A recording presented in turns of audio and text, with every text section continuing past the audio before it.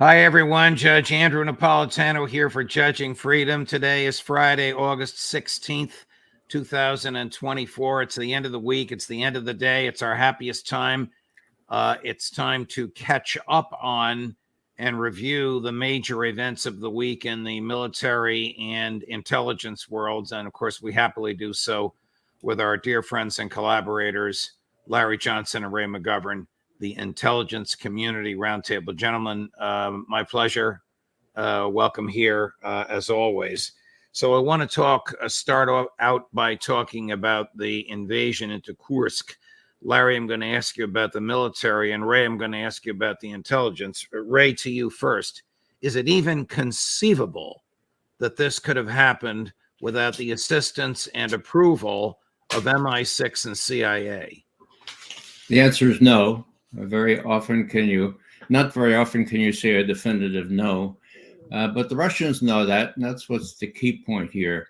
Nikolai Patrushev, who used to be Putin's Jacob Sullivan, national security advisor to all intents and purposes, he's now a very close aide of Putin.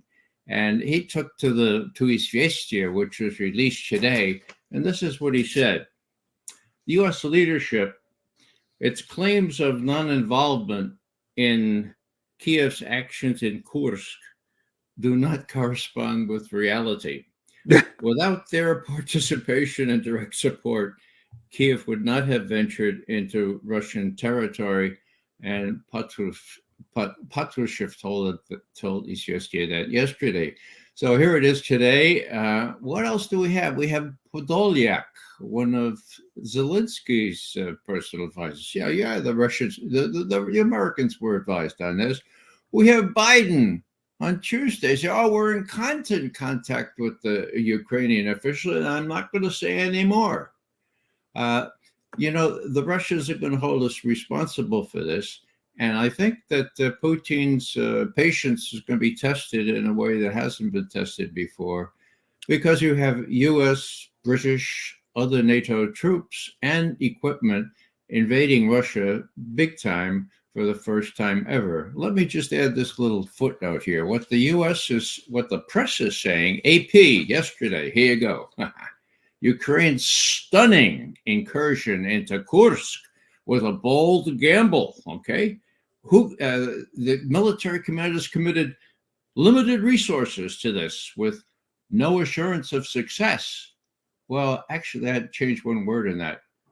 With no prospect of success. What's going to happen here is they're going to be all driven out. And, even in AP, they try to cover their rear ends and say, well, they're committing new troops at a time when military leaders are short on manpower. They're really needed in the Donbass. And so we're not really sure how it's going to come out very badly. And as I say, Putin and his advisors be hard-pressed not to do something different from what they have before with respect to direct NATO, in this case, U.S. and U.K. involvement. Larry, to the military side. Now, I may have asked you this question 5 days ago, but we probably know more about it now than we did then. Did the United States of America invade Russia? No, the United States and some of the NATO generals helped Ukraine plan this operation. They helped supply it, and there are reportedly up to 2,000 foreign mercenaries that include U.S. citizens involved in that initial incursion, which consisted of around 12,000 men. So we're talking roughly 6 brigades. And it is the objective initially was to capture Kurchatov, I think it is, the nuclear power plant that's just to the west of Kursk. And they failed. Because what they're going to do is they're going to take it, hold it, and use it as a bargaining chip to try to force the Russians out of Zaporizhia. Now, again, this why I'm convinced that this is Western planning shows a complete ignorance of Russian history.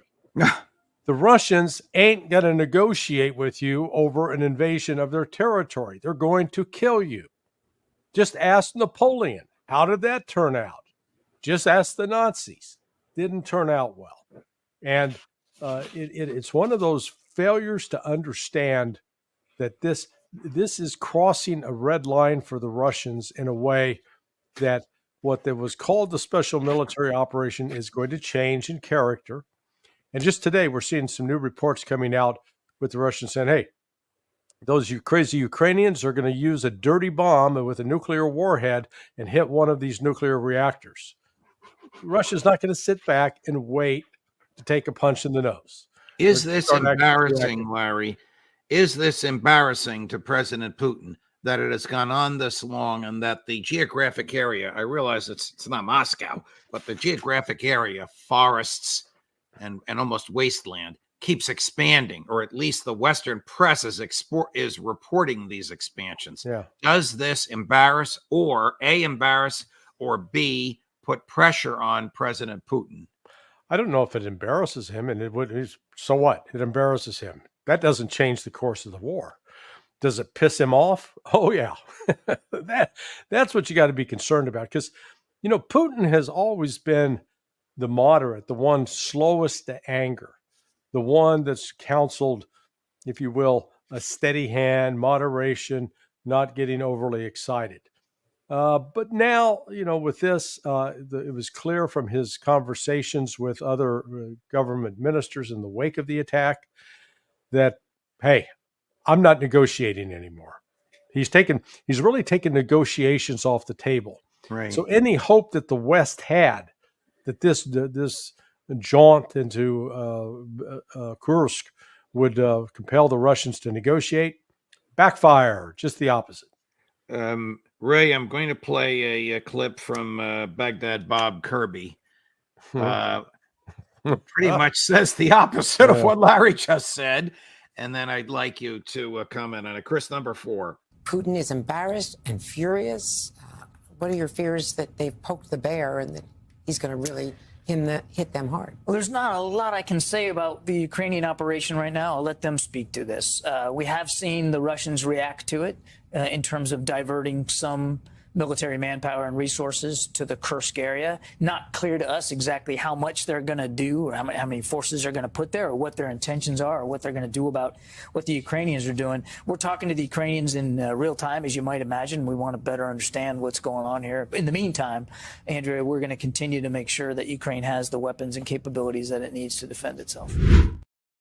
I guess he could have extended that statement and said defend itself and invade Russia. This is consistent with what you said earlier, Ray. We are talking to the Ukrainians in real time. It is inconceivable that this happened without U.S. knowledge and permission. I can't even imagine them thinking they could get away with this without their masters authorizing it. Well, that's true. And the question now is what Putin and his advisors will decide to do. What do you think? I have a clue here. There's a fellow named Dmitry Trenin. He used to be head of Carnegie Institute there in the Moscow branch.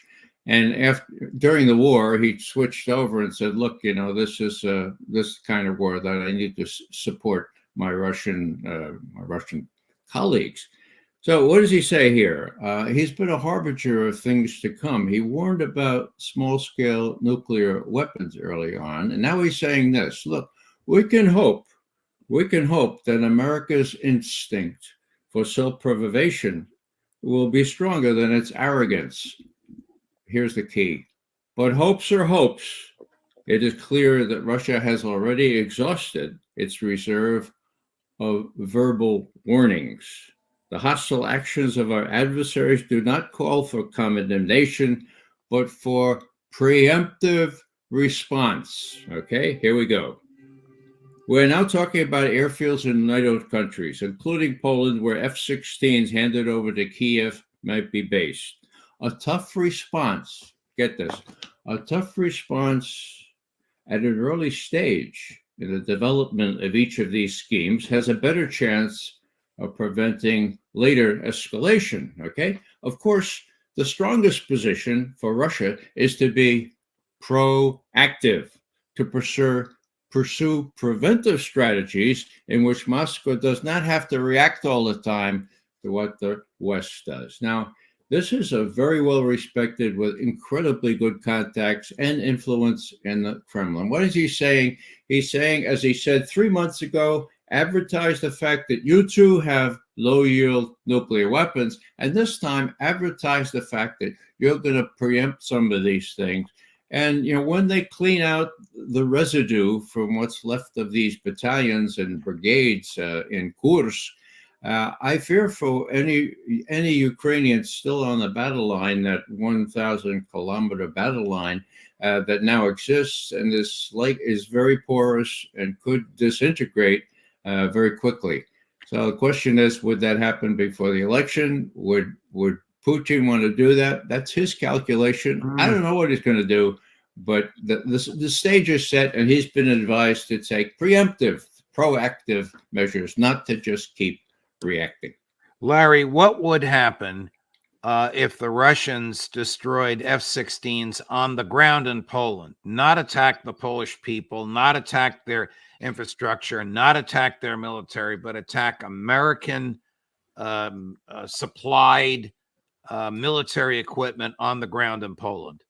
Well, they would initially confirm that, in fact, Vladimir Putin is intent on conquering Europe. That's how the West would play it, number one. You know, it's like we set the fire, and then when the Russians show up to put out the fire, they get accused of starting the fire. I mean, that's how this thing works. But there would be howls of outrage. But I think that's about where it would end. Because then when it comes time, you know, time to start doing the cutting, nobody wants to be the first one to step up with the knife in hand and risk getting cut back. So it would certainly send a clear message. Plus, on top of it, U.S. is quite distracted with what's going on in the Middle East. You know, it's got, 2/3 of its Navy, maybe half of its Navy floating around out there. So the United States is not in a position where it can do two things well at once. It does have trouble walking and chewing gum. Chris, do we still have those two senators, without me even mentioning their names, meeting with and addressing President Zelensky? You're fighting our fight, the independence and freedom of people around the world, including the United States, but we want the American people to appreciate the value of this alliance. So 2.5 years later, you're still standing and you're in Russia. Remind me not to invade Ukraine. I'm so proud of you, your people, your military, your leadership, your country. You're under siege unlike anything I've seen in my lifetime. They were predicting in Washington that Kyiv would fall in 4 days, the whole country fall in 3 weeks. Well, they were wrong. As repellent as all of this is, it is very telling. I mean, you have two United States senators, Richard Blumenthal and Lindsey Graham, whose voting records overlap on nothing except war. This is a classic example of the war party, a conservative Republican, if ever there was one, and a liberal Democrat, if ever there was one. Ray, is President Zelensky on his way out? Oh, I believe so. I think the latest thing is this Nord Stream business where, 6 men in a boat and they blame it on Zelensky. Yeah. Oh, no, it's Zelensky. No, it was Zelensky. No, I mean, give me a break. They're setting him up. Now, the question is, who can they replace him with? Zelensky, I think, is in London. He's the ambassador. Is there somebody else, Syrskyi, who's frittered away the Ukrainian army? They have nobody to put in his place. I don't see much happening until the election, our election, and see what happens. Now, with respect to what you just showed, those two senators, I'll just repeat the first line of what I quoted from Dmitry Trenin. Let's hope that America's instinct for self-preservation will be stronger than its arrogance. Now, the arrogance comes through. The question is whether Putin is moved by arrogance. Does he rise to the bait or not? My bet is still that he'll go real cautiously here. He won't hit Polish airfields. That'll be a no-no. That would be rising to the debate. The bait. What he would do is to hit those planes as soon as they arise from airfields. He doesn't need that. He's in the driver's seat here. He can wait until, as he said he would do before the latest fracas in Kursk. He could sit and wait and see what happens before the election and see if anything has any prospect of changing afterwards. There's no need for him to bite off more than he can chew right now. Got it. Chris, can you put up the Wall Street Journal headline while I address Larry on this? I mean, look at this, Larry. A drunken evening, a rented yacht. I mean, the Wall Street Journal of all people. Why would they be doing Intel a favor, American Intel, presumably, and publishing this nonsense in the face of the 20-page documented report that Cy Hirsch wrote about this a year and a half ago? Yeah, well, let's be clear. We're talking here about the Gilligan Island scenario. Right. So we got the captain and Gilligan, we got Marianne, the professor, and the Howells. And they decided to go out and do some deep sea diving and plant themselves some explosives. But after having some cocktails, they had to have an adult beverage or two, I guess, to get the courage up. I mean, as Ray said, this is simply prepping the battlefield for dumping Zelensky. If I was him, I'd be packing my bags and be ready to get out before he is given the choice of being carried out feet first, which means he would not get to live in any of the villas that he's built up overseas. This thing is so silly on so many levels, and yet it's being put out for a reason. It's constructing the narrative that, because the storyline is the CIA, they're like Butterfly McQueen in Gone with the Wind, Miss Scarlet, I don't know nothing about birth and no babies. And it's like, we didn't know nothing about this Nord Stream pipeline until we heard that these terrible, bad Ukrainians were going to do something. I mean, for God's sake, it's not even good propaganda. That's the problem with it. It's so amateurish. We have, Chris, do you still have the clip of President Biden predicting before it was exploded that we would take care? It's about standing next to the Chancellor of Germany, Chris, and it's being questioned by a German journalist in the White House. You can't make this up. Chris, run that clip. If Russia invades, that means tanks or troops crossing the border of Ukraine again. Then there will be no longer a Nord Stream 2. We will bring an end to it. Well, Judge, you have not only... How did the Wall Street Journal explain that part, Ray? Well, they don't. They don't have to. You have not only Biden, you have Nuland, you have Tony Blinken bragging about what a great thing this was because it creates all kinds of opportunities for U.S. business, okay? Not only that, but if you take two steps back and you look at the logic of the thing, if the Russians wanted to stop the flow of gas, they could have turned it off, for God's sake, Right, they have to sabotage this $12 billion monument to engineering efficiency. So the whole thing makes no sense. The problem is American people, well, not everybody tunes into our show. Now, I'm delighted to hear how many do and how many are still doing, even though we have trouble with other places. But, not everybody knows this stuff, and that's the rub. That's the fly in the ointment. People don't know what's going on. They don't even know that the president said, yeah, we're going to shut down that pipeline. No, it's 6 Ukrainians on a boat, and Zelensky and Zelensky, and that's great story. Give me a break. Cy Hirsch told how it was done. The president said that it would be done. What more do you need? Right. Larry, switching subject matters over to Gaza, can you explain why Iran is taking so long, or what, to a layperson like I am, and not to you guys who are professionals, but to me, seems so long to respond to the most recent assassination, the one that occurred in the guest house in Tehran? because they're not acting emotionally. Let's recall history. In July 1988, the USS Vincennes shot down an Iranian Airbus. 6 months later, in December, Pan Am 103 was blown out of the sky.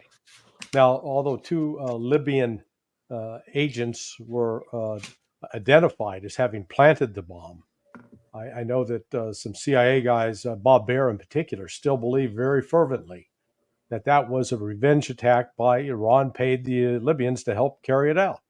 So they're willing to wait. They're in no rush. I mean, but they're going to respond and they're going to deliver a message. I think what will happen most likely, well, they'll deliver a ballistic missile or two to a highly sensitive Israeli site that's south of Jerusalem. It's out in the desert, but it is an important intelligence site that basically controls a lot of Israel's ability to secure its borders and its airspace, and that they'll blow that out of the away.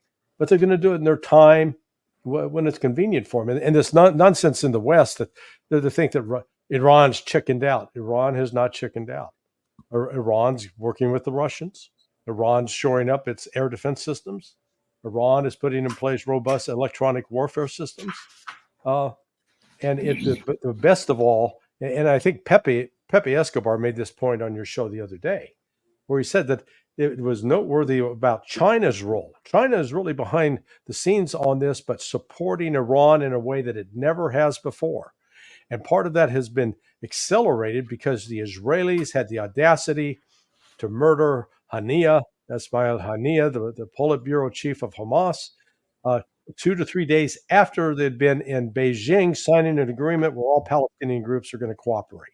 So this Western notion that that Iran somehow has to act like we do, and let's be candid about our history of action, we don't really have what you'd call a winning record.